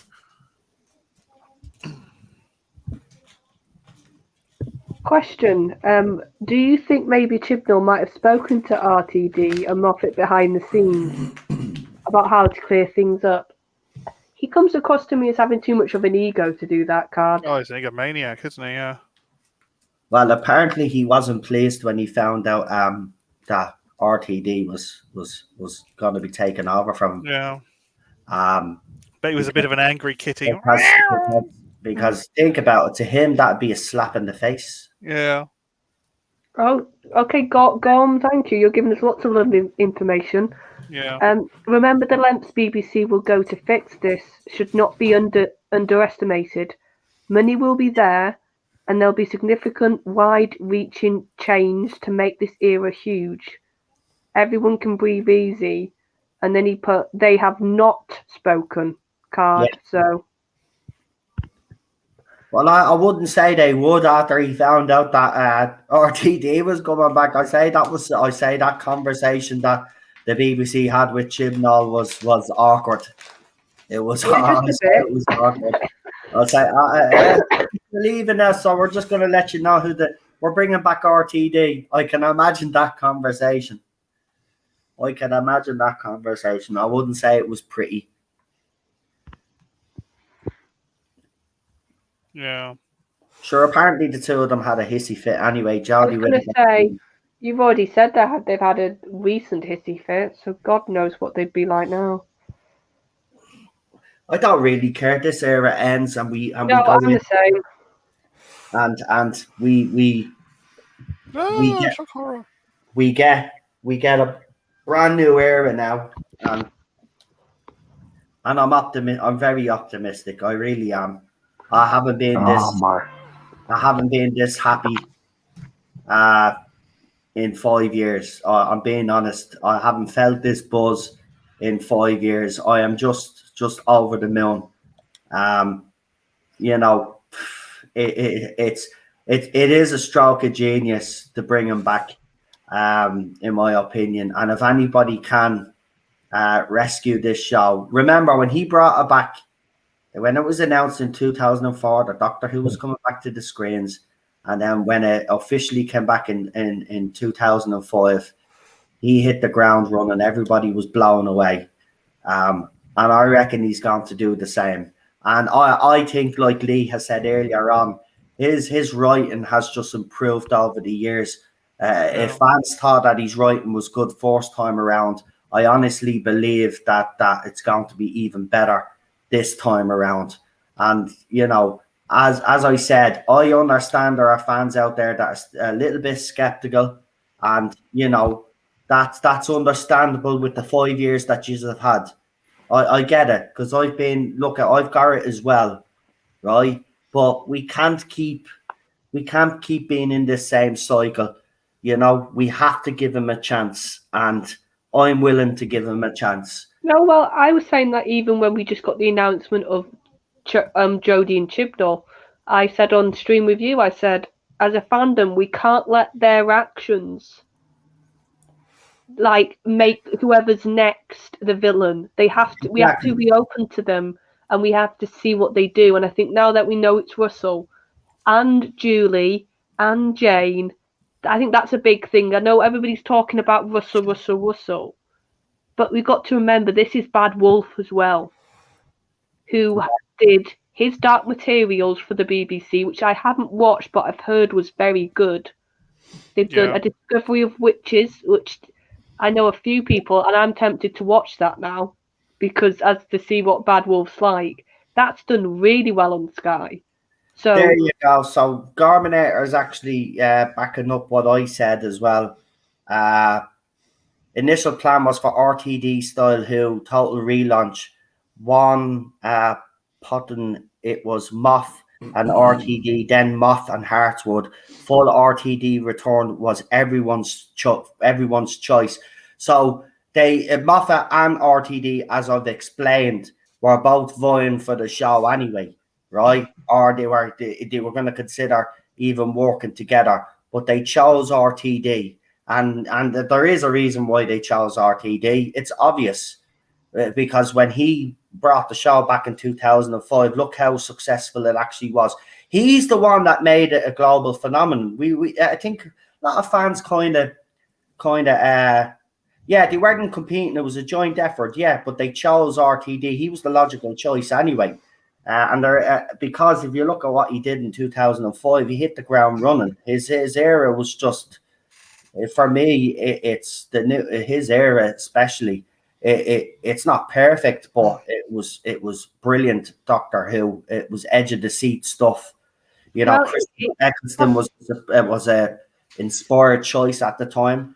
I remember when he was cast, there was doubts about him doing comedy, and look how he turned out. He turned out brilliant. And then fans were a bit upset when David Tennant took over. I remember that.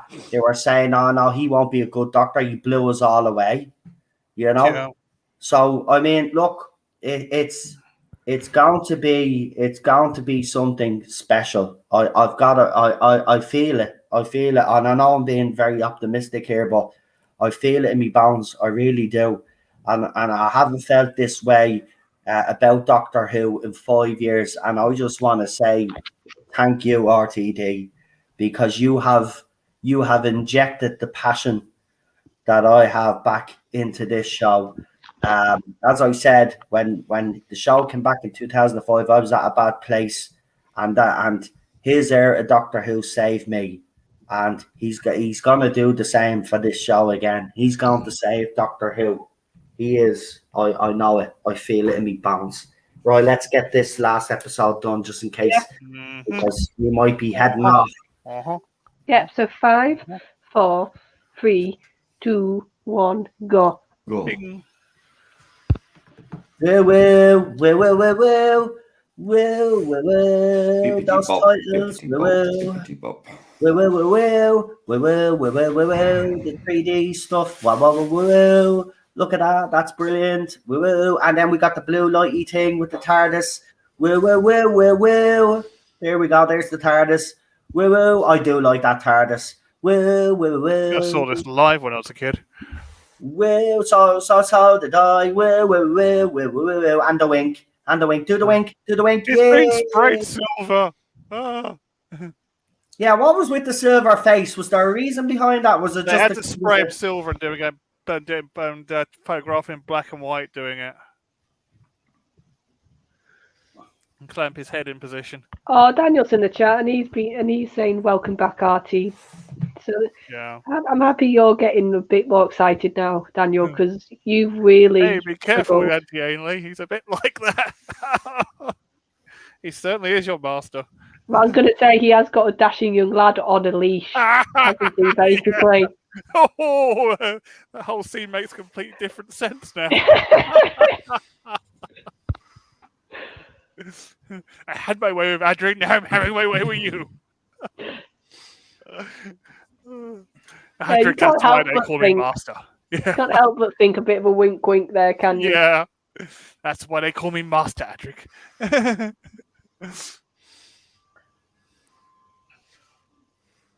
Yeah, and here's the thing, folks. Like, I would be incredibly unsurprised if Russell doesn't say anything, and then suddenly Moffat writes an episode, and we just hear on that week, oh, Moffat's writing this week. It might be a good episode. It might be a two-parter if it's Moffat under Russell Davis. Like.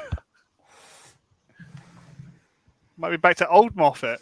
Well, he worked best because he wasn't. I've said this before. Moffat is a brilliant writer. He's not. You can't knock his writing skills. You just need somebody to almost slap him on the wrist to say, "No, Moffat, don't do that." Moffat's great on the trains, but he's terrible on the railway tracks. Yeah, so I think it would be good if he came back and did an episode. Yeah. But like I said, I don't want it all to be the names we know. We do need some fresh blood. We do need some new, really good writers who are young and thirsty almost for the opportunity. Damn it, I look like Mr. Data from Star Trek.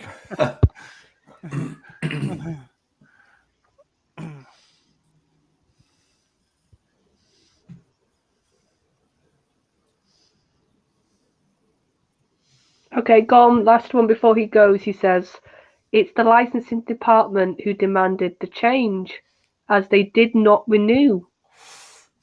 Yeah. Somebody else will have to explain. What does that mean? This is renew their contracts with the BBC to continue making Doctor Who licensed merchandise. Also, the merchandise people. See, I had a feeling about this. With Star Trek. They said Star Trek's doubled down. This is promoted by the people who make the merch. Yeah. This is. Daniel will attest to this. I literally said in our stream when the news broke, was this basically all the licensees coming together and demanding that Chibnall and Whittaker go? Yeah, pretty much. They did the same with Star Trek, but the problem is Star Trek's doubled down. They're releasing a lot more original stuff, but they're doubling down. Yeah, Lee, I've just seen your message, man. I'm baffled by that, to be quite honest with you. Wow. And this is some really good acting from Sophie. This is some really good acting from her. I knew this was going to happen anyway. As Boltrick said, this wasn't supposed to be the last episode. Originally. Seriously, man. Ghostlight was. No, and you can even now you can see that theme of him testing her, can't you? Yeah. Testing her humanity in this one. Yeah, well, that's the main. If you want to say for a theme, it's about nature, isn't it? And sort of what do you give into, and do you give into those primal urges? Yeah. But you still have a bit of compassion and humanity, yeah. And also, I think it's not just would you have it, it's what would you choose, isn't it? Yeah. More like if you had the choice between having that freedom of the wild and the line she sort of says about I felt like I could run as fast, I could feel the wind and the air and everything. It's like which one would you choose? That freedom, but you would be an animal. and you would be purely off instinct, or would you hold on to that humanity? So there you go. It means the people who made the licensed merch all walked due to how bad 13 era is. They demanded to fix this era or they would not renew. Money has spoken and has had a good outcome. Night all. Thank you, Combinator, for all the lovely information. Thanks, it's good to see you in the chat, mate. Hopefully we see you again soon. Yeah. We're doing closing time tomorrow, New Who. So you have to be in the chat for that, or even come on and talk. We'll have fun on that stream because of how bad bits of that episode are. And what happened to David Corden after it? No, someone just said to me on Twitter, I hope the stream is bashing James Corden for 2 hours, and I'm just going to say, no, that's not going to happen. We're going to judge the episode on its own merits. I don't care what an actor has actually said. That's not how we do. He's such a shit producer, though. So we're going to just review the episode on merit. That's what we do. No, because here's the thing. Matt Smith and him do have good chemistry on screen. Yeah. They do work together. So you can understand why they wanted Corden back for that aspect, because he bounced off Matt quite well. And strangely enough, you never saw him again. Well, by that point, he was Mr. America, wasn't he? Yeah. Not really. Well, he liked to think he was Alpha, let's put it that way. Yeah. And this is a lovely touching moment. Sort of this shows sort of how much she trusts him. And how protective he is of her.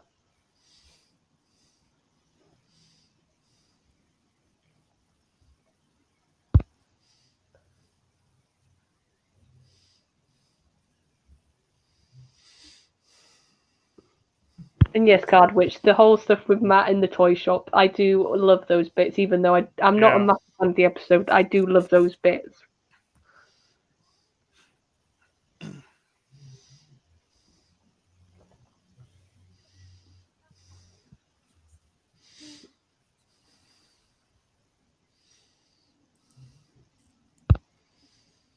Very rare that she calls him the doctor rather than... it's usually Professor, isn't it? Mm.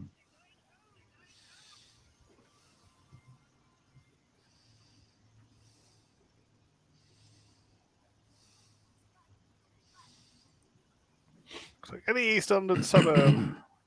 North London suburb type. I was saying I like the contrast, PD, in the story. Yeah. Nice contrast. Yeah. It's the old North London suburb.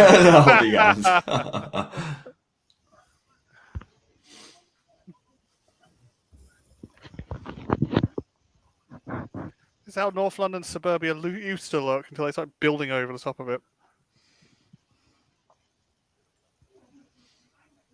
Well, it sort of gives me vibes to Father's Day, when the flashback you saw sort of everybody dressed up, because that was it?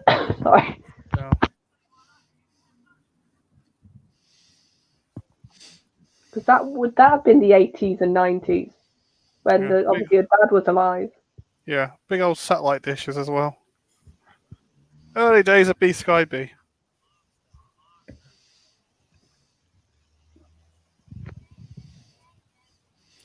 Did I notice that the sign on the door was missing? The pull to open sign. Oh, that's the back of the TARDIS. No, because he got a handle there. Yeah, they've got a handle and the keyhole in the back as well. Oh. Yeah, that's how they get in and walk through. And they have like 20 people walking out the TARDIS, walking in the back and walking out again. Painted blue, yeah. Yeah. Then we put up a black curtain inside the TARDIS.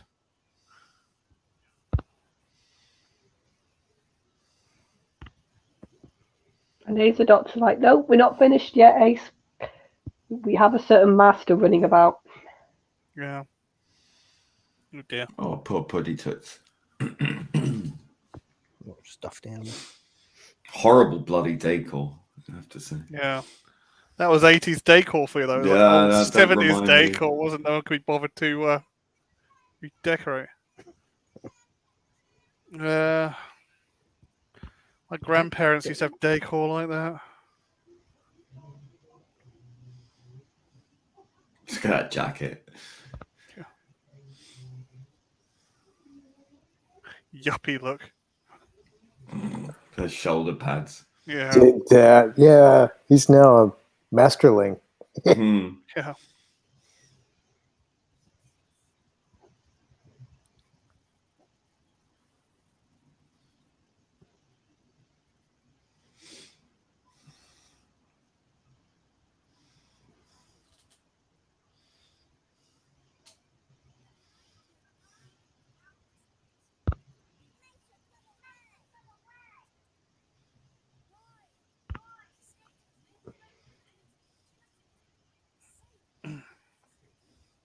So it does make you think, like, what Amy could have done if he was in a few stories of Sylvester's, like in either this series or the one previous. Yeah. I do find sort of the dynamic, even though it's only in this one story, it's definitely changed between him and the Doctor. Because like with Davidson, there was always, even Davidson had an air of almost friendliness with the Master. That sort of old friend vibe, but obviously he still could be quite scathing at times. Whereas with Sylvester, it's like all that feeling of previous, if it's friendship, whatever you want to call it, has just gone, hasn't it? Yeah. He's just utterly looking at him like, you're the most dangerous thing in front of me and I need to stop you. Yeah. Kind of got that by Colin as well. Yeah, it's like that. Because that's, even though I have said on stream they need to rest the Master, I think it is interesting when you've not had the Master, and this is why I do think the Master needs to be rested. Yeah. It's like with Ainley, I think if you don't have him in the series for a while, it gives you an opportunity to bring back a very different version. Yeah. And it's lucky that they did get Ainley back. To, like we were saying, years later, he's almost been given a second chance with the same character, isn't he? Yeah. He's a once every 3 years character. Yeah, I think that's it. I really do, PD, and I think that's why he worked originally. Yeah, and I think New Who in general has just relied too much on the character. Yeah. They needed to have a couple of. I know. Did Matt not have a Master? Am I wrong there? No, it wasn't around. So I know. So they have done it. It just feels like they've never. Missy. Yeah. It just feels like they've not rested the character a lot, but they obviously have. Yeah, gave him 4 years rest, didn't he? Well, Moffat gave him 4 years rest. Well, I'm like I said, even though I do think Sasha, when he's not being like a cartoon villain, is good. Yeah. That would be my hope for the next for RTD. Don't use the Master. Use something else. Yeah. Create a new villain. Like nice to see the Rani again. Yeah, do the Rani. Do the meddling monk. Yeah. Monk, or even at a push Valyard. Yeah, but the thing is with RTD is that he seems quite keen on getting rid of the Time Lord, so I don't know him bringing more back.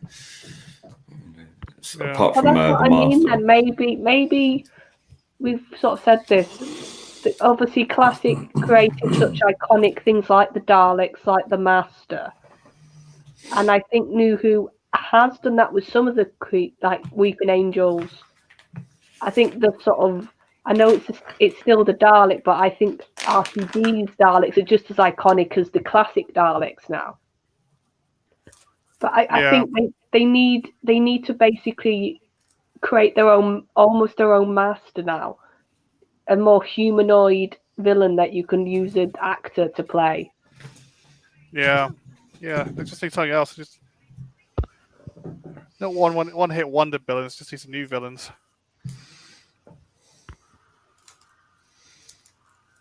I love this battle of chicken. Tipping moment, isn't it?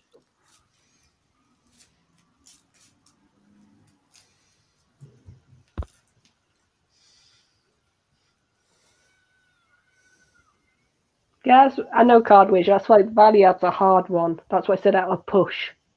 Yeah. Hey, if now we know we're getting a 60th, that would be my villain for a 60th. I think you could fit that he would work better in a one-off than being a series villain.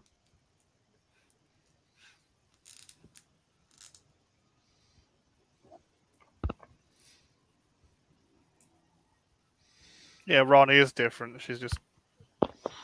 Yeah, like I said, it's crazy that they've not done the Rani yet. Really, when you think about it, she's more of a the reason was is that they crazy felt she wasn't a well-known enough character, which is just ridiculous. That's You know, what because they- a lot of people didn't know who the Master was. You know, when Doctor Who was so new to people. But the problem is they said that in the same breath, and then they'd bring back like, what was it? What's that one thing they did? This Like is one of those scenes I think Annika Rice is going to land in a helicopter. You know, it's like they said that, Lee, but then they brought back the massive eye thing for like one episode. Alpha, what was it called? Oh, Alpha, yeah. Alpha Centauri. Yeah, like, I'm sorry, you can bring that back, but you can't bring the Rani back. The Willy in a cape, as Uncle Terry used to call it. Terrence Dix. Yeah.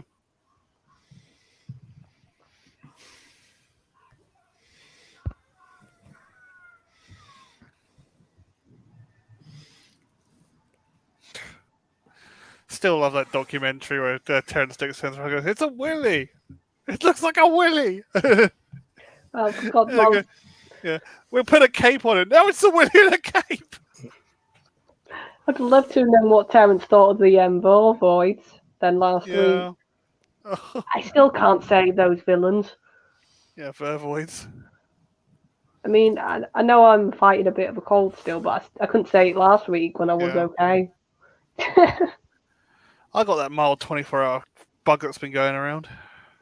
Oh, sorry. Yeah. Well, let's just say it's because you know what my work is, so it makes sense that I'm a bit not well. Yeah. Ooh, explosions. I love and monsters. Sorry, but oh, I love Fear Her, but it's not good, mate. It's not good. It's really not good. Yeah. But just take it as the absolute camp fest of just You're gonna get the odd hilarious. crap episode, though, aren't you? Everything's got the odd crap episode. Yeah, something like that, tobacco. Keely Hawes is the Rani. Oh, she could do it. Yeah, she could be the Rani, Daniel. She basically played a psychotic woman in Line of Duty, so yeah, she could be the Rani.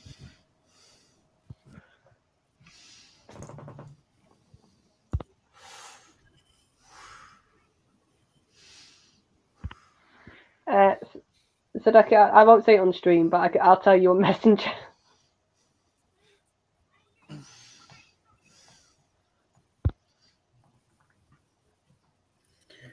Yeah,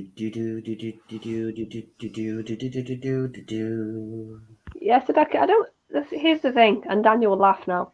I don't think they never should have brought the Master back. I just think, like I said, it's been an over-reliance on the Master as your big bad at the end of a series you bring back.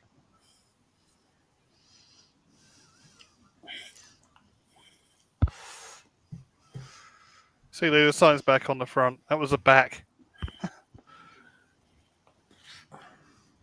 It's a small handle and a small keyhole on the back.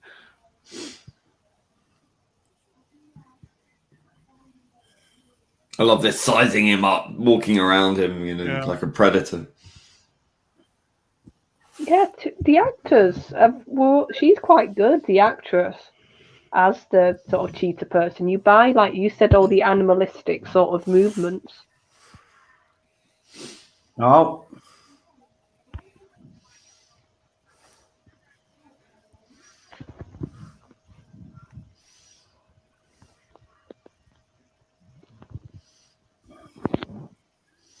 That's right. I know we had obviously the Capnons but that they weren't very cat-like, were they?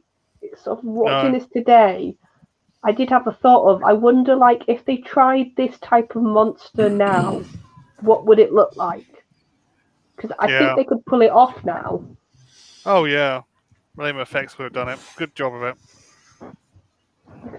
And then I thought, I don't know, we've had cats, but the nuns were basically almost human the way they acted, weren't they, really? They were more like domestic cats as well. Yeah, there wasn't really a lot of that animal thing, so it'd be interesting if we ever got like something a bit more like this almost in a new Who story.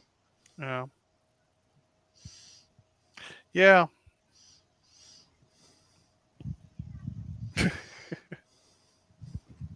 Yes, Keely was in Time Heist for Doctor Who people who want to click who Keely Hawes is. She was like the woman in charge, so I like Time Heist. Yeah, well, do you think she could be a Rani then, if they ever were casting her? Yeah. Is that young Jackie? Probably yeah. Is it? No. No, but she has the sort of attitude of Jackie, doesn't she? Yeah. I mean, we could make that canon. Yeah, it's that Jackie Tyler's cousin, someone. Sadako said. Yeah, that'd be a good little thing. What did they filmed all this, by the way? Where they filmed it? Yeah. I don't know. You guys probably know. You usually know more than me for that sort of stuff. I'm guessing they had to like close the estate off. Though. Yeah, there's a deleted scene where someone actually walks onto the film set. Two people walking on the common. I can't remember what common it is though. There you go.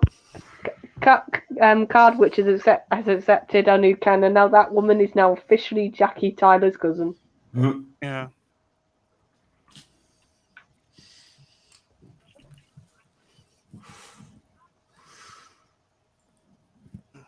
Oh, it's Horsell, yeah. Horston Hill. Oh, it was filmed in Perivale. Yeah, and obviously this is the famous line coming up, isn't it, in a minute? Yeah. They had to add, yeah. Oh, not the speech. The if we fight. I'm saying famous line and I'm fluffing it. If we fight like animals, we die like animals. That's done that one. You jumped.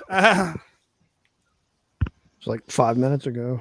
Oh, see, remember, guys, I'm watching this with no volume, so lines. There we go. We've got work to do. End. Yeah. And then came 16 years of depressing. That's it.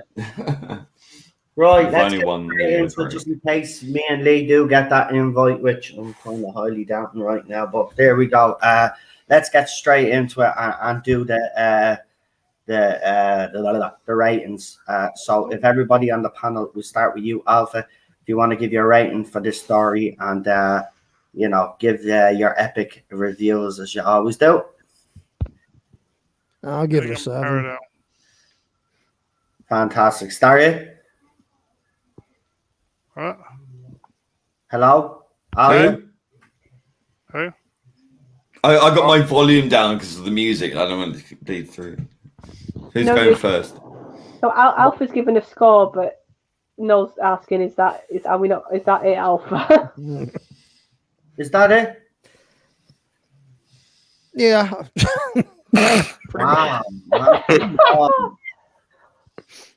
Right, on comics. I have to give the story idea a 7, but the production script is a 5. And that's schedule and money. I know what that is.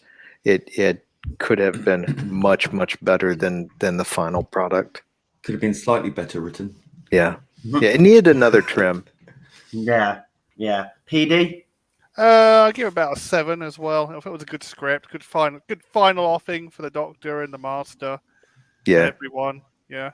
Would have been nice to have seen the real version of Ghostlight though, but hey, it is what it is. Fantastic, Charlotte. I quite enjoyed this. I think I agree with what Lonnie was saying, I think it's a really good idea.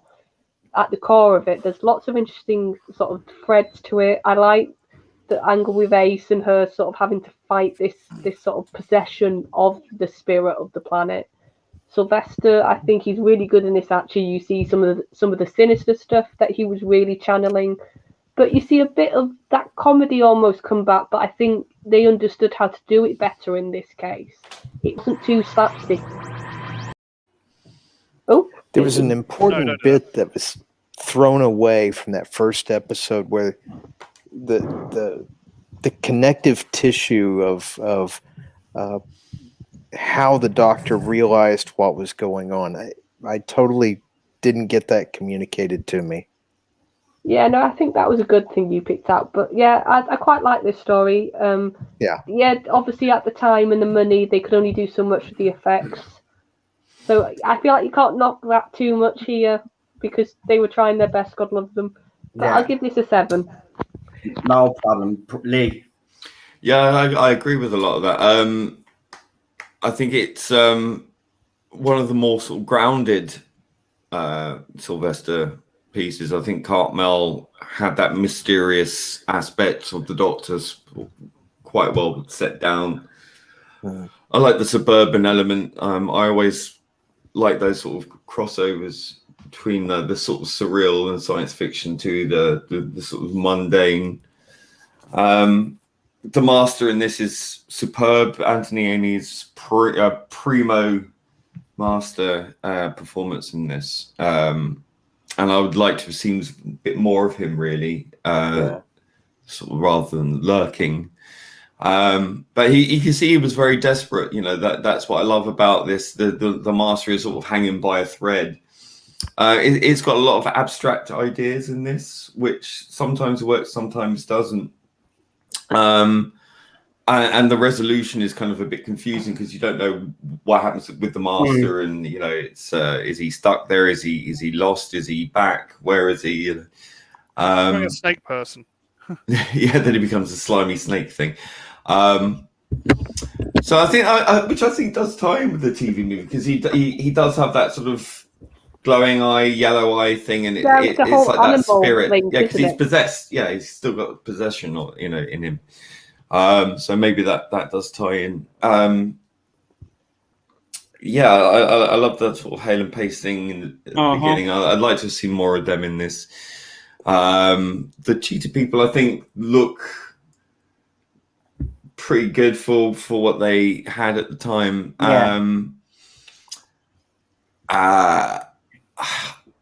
The whole lesbian thing, which was implied by Rona Munro, who obviously wrote, was it The Lay of the Land, Fat the Land, whatever it was, I can't remember. Or what was it, The Lake? I think you were right the first time. Lay of the Land, wasn't it? The Capaldi story she did. I think it's very subtle, if it is there at all, if that wasn't much into but I kind of like the relationship between Ace and Kara quite. I like it. It's not on the nose. It's not over. I love the sort of the animal thing and the planet being alive and controlling them. I mean, and it has this link. It's a very abstract concept. It's maybe a little bit too highfalutin in places, but not altogether too abstract that it becomes too distracting. I think it's quite an interesting story. So I'll give it a 7.5 out of 10. Fantastic, and I'm gonna give it a 7. As everybody said, there was some good things there. I think Chris will give it a 10. Yeah, Chris Chibnall. I just think the execution, like a lot of the 80s stuff, it was poor. But there was good ideas there. I did like Ainsley's Master in this one in particular. Yeah, a better version of the Master. I have to say, his Master. But yeah, I'm just going to leave it there in brief. I'm going to give it 7 out of 10, and we got everybody's scores the chat. So we're going to leave it there because we might be heading over. I'm not 100% sure. We still haven't heard at and back. But we might be heading over to Gary's stream. So myself and Lee might be there. So if you are around, get you our asses over there. And hopefully we'll be on. Be nice to hear different opinions on the channel, because I say they're all a bit pessimistic over there, so it'll be nice to hear from someone that actually is positive about the RTD casting. So I'm gonna, so I'll fight me corner, because that's what I do. But we're back here for New Who, and as I said, I'll be bringing Marty and Jack on for separate streams because they want to talk about the RTD decision. Obviously, we had loads of people on the panel and stuff like that, so Jack probably wouldn't have been heard if he had come on. So I'll be doing a separate stream with him and, of course, with Marty, because obviously he'll have a few days to let it all sink in because he was highly emotional. No. So I'm going to leave it there, folks, and we will talk to you all again tomorrow. See everybody tomorrow. So have a good one. Bye. Bye.